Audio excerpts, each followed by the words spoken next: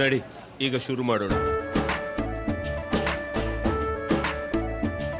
ಕೇಸರಿಯಿಂದ ಮನೋಲ್ಲಾಸ ಮನಸ್ಸು ಮತ್ತೇರಿ ಕುಣಿದಾಡಿದೆ ನೋಡು, ಮನಸ್ಸು ಮತ್ತೇರಿ ಕುಣಿದಾಡಿದೆ ನೋಡು. ಕ್ಷಣ ಕ್ಷಣವೂ ಆಚರಿಸಿ ಕೇಸರಿ ಹಬ್ಬ. ವಿಮಲ್ ಬಾಯಲ್ಲಿ ಹೇಳಿ ಕೇಸರಿ.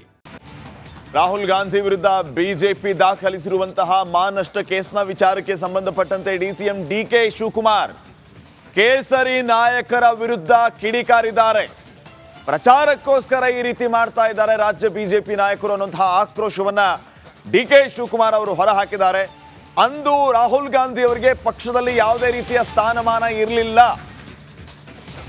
ಬಿಜೆಪಿ ಇದನ್ನ ಯಾಕೆ ಈ ರೀತಿ ಎನ್ಕ್ಯಾಶ್ ಮಾಡ್ಕೊಳ್ತಾ ಇದೆ, ಇದರ ಹಿಂದೆ ಇರುವಂತದ್ದು ಪ್ರಚಾರದ ದುರುದ್ದೇಶ ಅಂತ ಹೇಳಿ ಡಿಕೆ ಶಿವಕುಮಾರ್ ಬಿಜೆಪಿ ವಿರುದ್ಧ ಹರಿಹಾಯ್ದಿದ್ದಾರೆ.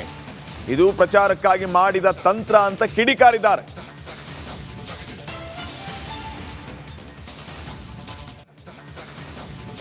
ರಾಹುಲ್ ಗಾಂಧಿ ಅವರು ಕೋರ್ಟ್ಗೆ ಬರ್ತಾ ಇದ್ದಾರೆ. ಬಿಜೆಪಿ ಅವರು ಸುಳ್ಳು ಕೇಸನ್ನ ಹಾಕಿದ್ದಾರೆ.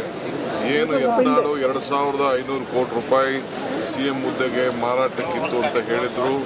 ಏನು ಕೆಲವು ಪೇಪರ್ಗಳಲ್ಲಿ ಏನು ರೇಟ್ ಫಿಕ್ಸ್ ಆಗಿತ್ತು ಅದನ್ನೇ ನಾವು ಅಡ್ವರ್ಟೈಸ್ಮೆಂಟ್ ಕೊಟ್ಟಿದ್ದು. ರಾಹುಲ್ ಗಾಂಧಿ ಅವ್ರಿಗೆ ಏನು ಸಂಬಂಧ ಇಲ್ಲ. ನಾನು ಸಿದ್ದರಾಮಯ್ಯನವರು ಈ ಸ್ಟೇಟ್ನಲ್ಲಿ ಇದ್ದೀವಿ.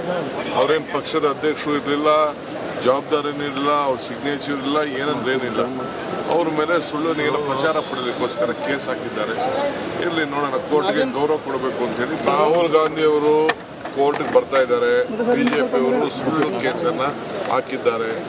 ಏನು ಯತ್ನಾಳು 2,500 ಕೋಟಿ ರೂಪಾಯಿ CM ಹುದ್ದೆಗೆ ಮಾರಾಟಕ್ಕಿತ್ತು ಅಂತ ಹೇಳಿದ್ರು. ಏನು ಕೆಲವು ಪೇಪರ್ಗಳಲ್ಲಿ ಏನು ರೇಟ್ ಫಿಕ್ಸ್ ಆಗಿತ್ತು ಅದನ್ನೇ ನಾವು ಅಡ್ವರ್ಟೈಸ್ಮೆಂಟ್ ಕೊಟ್ಟಿದ್ದು. ರಾಹುಲ್ ಗಾಂಧಿ ಅವ್ರಿಗೆ ಏನು ಸಂಬಂಧ ಇಲ್ಲ. ನಾನು ಸಿದ್ದರಾಮಯ್ಯನವರು ಈ ಸ್ಟೇಟ್ನಲ್ಲಿ ಇದ್ದೀವಿ. ಅವ್ರೇನು ಪಕ್ಷದ ಅಧ್ಯಕ್ಷರು ಇರಲಿಲ್ಲ, ಜವಾಬ್ದಾರಿನೂ ಇರಲಿಲ್ಲ. ಕೆಪಿಸಿಸಿ ಅಧ್ಯಕ್ಷ ಸ್ಥಾನದ ಮೇಲೆ ರಾಜಣ್ಣ ಅವರು ಕಣ್ಣಿಟ್ಟಿರುವಂತದ್ದು ಡಿಕೆ ಶಿವಕುಮಾರ್ ಅವರ ಆಕ್ರೋಶಕ್ಕೆ ಕಾರಣ ಆಗಿದೆ. ಒಬ್ಬರಿಗೆ ಒಂದೇ ಸ್ಥಾನಮಾನ ಅಂತ ರಿಪಬ್ಲಿಕ್ ಕನ್ನಡದ ಜೊತೆಗೆ ಮಾತಾಡುವಂತಹ ಸಂದರ್ಭದಲ್ಲಿ ರಾಜಣ್ಣ ಅವರು ಏನ್ ಮಾತನ್ನ ಹೇಳಿದ್ರು, ಆ ವಿಚಾರಕ್ಕೆ ಸಂಬಂಧಪಟ್ಟಂತೆ ಡಿಸಿಎಂ ಡಿಕೆ ಶಿವಕುಮಾರ್ ಈಗ ರಿಯಾಕ್ಟ್ ಮಾಡಿದ್ದಾರೆ. ಡಿಸಿಎಂ ವಿಚಾರವನ್ನ ನೀವು ಹೈಕಮಾಂಡ್ ಜೊತೆಗೆ ಕೇಳಿ, ಈ ಮೂಲಕ ಆಕ್ರೋಶವನ್ನ ವ್ಯಕ್ತಪಡಿಸಿದ್ದಾರೆ ಡಿಕೆ ಶಿವಕುಮಾರ್.